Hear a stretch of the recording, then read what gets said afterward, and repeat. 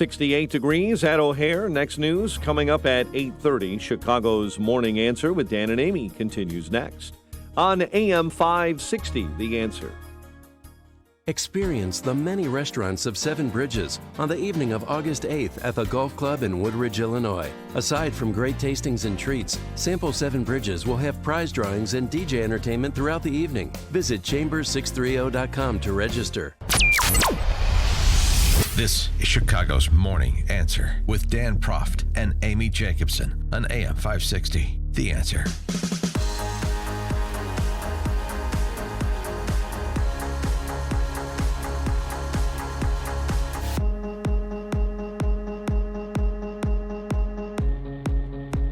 Top of the morning, Dan and Amy. I want to go back to this. It was a rather interesting interview. I don't watch Shark Tank very much, but Kevin O'Leary is one of the investor celebrities there. Sat down for this interview with Nick Gillespie over at reason.com, and it's worth checking out. He had good riffs on capitalism as opposed to capitalism 1.0 as opposed to what Democrat socialists and others are trying to redefine capitalism to be, socialism. Now we're trying to do capitalism 2.0 when there's nothing wrong with capitalism 1.0. Volatility is inherent in a capitalist society. There are haves and have-nots. There's those that are very good at entrepreneurship and end up with more because they solve more problems. And some people have a problem with that. But capitalism can't fix that. There's nothing you can do. Anytime you attempt to redistribute wealth outside of the bounds of the capitalistic mandate, countries like Canada are flailing as a result of that. Socialism doesn't work. We know that already.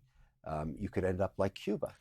And O'Leary's comment from his personal investing experience on the Trump economy to present. You have to differentiate. And my take on Trump and his cabinet is I don't watch the circus or the freak show, whatever you want to call it. I look at the policy. Mm-hmm. I'm a policy wonk. And I have this unique index I should share with you. I have interests in almost, it is over 50. It's over 50 private companies now, all in practically every state. Very few states we don't have interest in now. I get the monthly cash flows of every one of these businesses because most of my deal structures are royalties, as you know, or venture debt or preference shares or converts. And I have lots of covenants around cash flow. I have never in my life seen an economy like this. This is even better than the 60s. It is phenomenal. And I think primarily because of deregulation, not tax reform. My companies in California, in Texas, in Florida, in Illinois, at the municipal level and the state level have been set free. All right. How about that note of optimism about the Trump economy? Perfect segue to a discussion of the July jobs numbers and the interest rate cut with our friend and notable cynic, Scott, the cow guy, Shellady. Scott Shellady, Fox Business contributor. Thanks for joining us again. Appreciate it. Morning. Now, you just heard from a celebrity investor, so that's an extra credential. The reaction you have to Kevin O'Leary's comment about the Trump economy from that perspective, the balance sheet perspective. Scott, we can barely hear you. I wholeheartedly can you hear me now. Yeah. Thanks. All right, I wholeheartedly agree with it. It's too bad that we have a situation today in America where, well, you said before I came on about socialism that's even something that's even contemplated. I wonder where we stopped bringing up the next generation, the right way when we actually think that is an alternative. Kevin O'Leary's right. You take away the Trump tweets and all the circus, and if you look at the policy, and you take his name off the top of the sheet, it's pretty remarkable about where we're at. And the only negative is that he's got a deficit. That's a problem. But other than that, he's changed the business psyche, which is a very difficult thing to do. And with respect to the business psyche, after July jobs numbers announced about 30 minutes ago, 164,000 jobs in July, we just keep sort of clicking along. That 165,000 is a 12-month average, so he's right down the middle there. Yeah. And there was nothing that was too shocking. The first thing I wrote when I saw the numbers was, there's nothing in the report that's going to stop Powell from cutting rates again next month. Everybody's going to be banging on about that. I'm not a big rate cut guy right now. I'm not sure about it because never in the history, I don't know if I can almost say this for sure. Never in the history of the Fed have we seen the Fed try to stoke inflation with rate cuts. They've always been worried about trying to get out in front of it, and so we're in a very, very weird time. And I think that the Fed should be very, very careful about these rate cuts. I understand what's happening around the world, and everybody keeps citing Europe and Asia. But that shouldn't, take that into consideration, but don't let that dictate policy. We do have an inverted yield curve, but part of me wants to say, so what? Look what's happening. We had record low yields in Germany today at minus 0.5%. So why shouldn't our yield curve be inverted? I know that's going to make people's eyes glass over, but there's such a weird dichotomy happening around the world that we can't judge this economy on our 1955 economics book, like I think Powell tried to do, and maybe for sure Yellen was trying to do. And we have to kind of take things day by day. And to cut rates when things are going well, I think you're wasting your ammunition for when you might really need it. But that's my personal point of view. President Trump is going to hit China with more tariffs on phones, gym shoes, toys, Barbie dolls. And he once again said that it's not going to be passed down to the American consumers. How long is he going to string on with this lie? Yeah, I'm getting tired of the tariff BS anyway, but he just came out and said he's open to delaying or halting the 10% tariff on September 1st. Okay. If China were to, quote unquote, take action between now and then.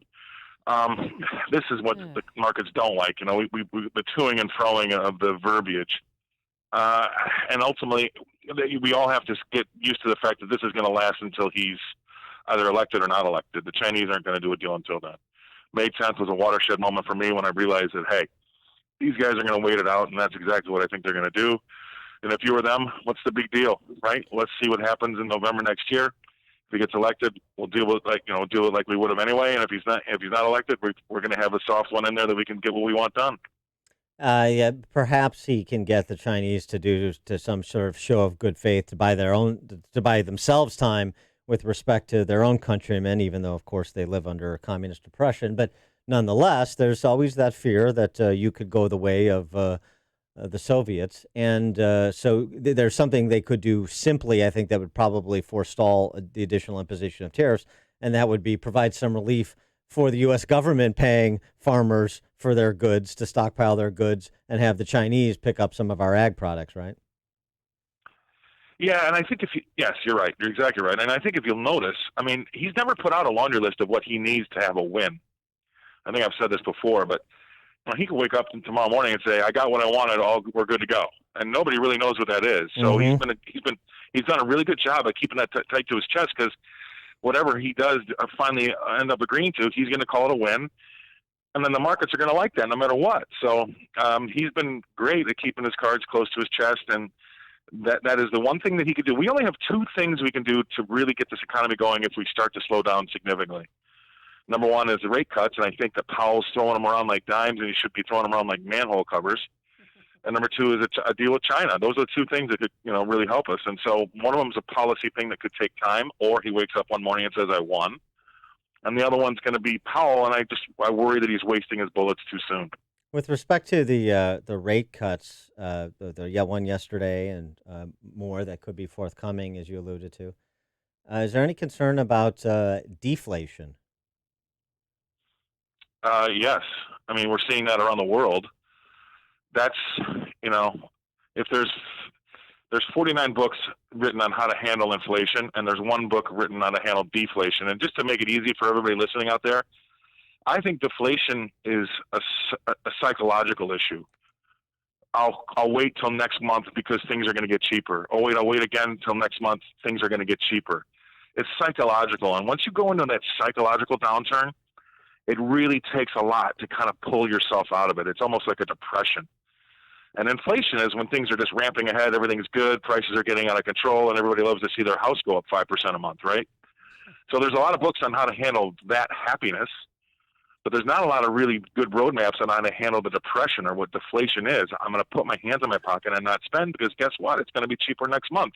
That is very, very difficult to get over, and that is the one thing that the Fed is definitely afraid of, because nobody really knows how to handle it, and that's why they like these rate cuts, because they're trying to stoke inflation, because that's the one ill that they know how to handle. Mm-hmm.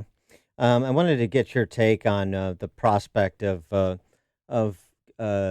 precarious economic times, at least with respect to housing, again, since the lesson from the bubble bursting back in '08 was basically to make Fannie and Freddie bigger. Here, we've got some new data on the median home value growth between 2005, sort of market top, to 2017, sort of enough recovery time from the burst. Uh, Illinois, where you used to call home, 45th in the nation in median home value over that 12-year period. Median home value has increased by only 6% in Illinois as compared to, say, 120% in North Dakota and 62% in Texas and 56% in Colorado and so on and so forth. Illinois, Michigan, Connecticut, New Jersey, Rhode Island, Nevada are the worst in terms of median home value performance over that 12-year period. And I'm wondering if you think there's any prospect of not another bubble bursting in the housing market the way it did in '07 nationally, but striking like a tornado in particular spots with weak housing markets and bad state and local tax and spend policies, places like Illinois, Connecticut, New Jersey, Rhode Island. Right. Yeah, I think you're exactly right. It'll be more disparate, right? It's going to be, localized, because of the first thing that came to my mind when you were reading off those states, where a lot of those were really bad, real estate tax states, right? So how are you going to see a rise in your value of your home in Illinois when the government keeps throwing more and more tax on the top of what it would try to be selling for? I know anecdotally, buyers in Illinois are starting to demand on the big houses a discount of 10 years of real estate tax on top of from backing off the price of the house before they'll give you a bid, because it's not going to go down. That's a problem. So we're going to see poorly run states punished, and that's why they haven't seen their house values rise as much. And the other states that do a better job of managing themselves fiscally will do better as well. And I think that we have a weird. There's another thing here, Dan, that nobody really talks about, but the same reason that the millennials don't get their driver's licenses anymore. I mean, I got mine on my 16th birthday. It was a big deal, right? I know. They're waiting till they're 25, 28. They could care less, and they're also living in mom's basement till they're 35. They could care less. Well, I'm living that right now. Yeah, we've My got a son's whole 15. new. He's about to be 16, and he has no desire to get his driver's license whatsoever. He takes the train, he takes the bus, and that's. And you only have 20 more years with him. No, yeah. No, I mean, do you think I should push him to get his driver's license? Yes. No. And go to Well, work. yeah, it depends on. No, But really. that's definitely a trend. Definitely a trend. Oh. Scott, we lost you Scott with again. his parenting tips, and we've lost his audio. Scott, can you? Oh, you there talk you go. into He's the back. phone? All right. Yeah. What are you doing over there, buddy? Yeah, I know. Yeah, right. Yeah. Gotta pay the bill. But anyway, okay. Go. Your millennials delaying growing up, and so delaying putting stakes in the ground is what you were saying. Yes, and that we need them to push the bottom rung of the housing market up, and that's been slow as well. So we'll have to wait and see. But I think that's going to suffer. The states are going to suffer with bad tax issues, and we're going to see this. You're right, tornadoes here and there, and then other places really kind of start to take off. So it's going to be very disparate. So the upshot is leave Illinois even more quickly than Andrew Yang says you need to seek higher ground before the waves crash into your front yard because of climate change. That's how fast you should leave Illinois. Yeah, right. Well, yeah. If anybody's telling you that the situation in Illinois is going to get any better anytime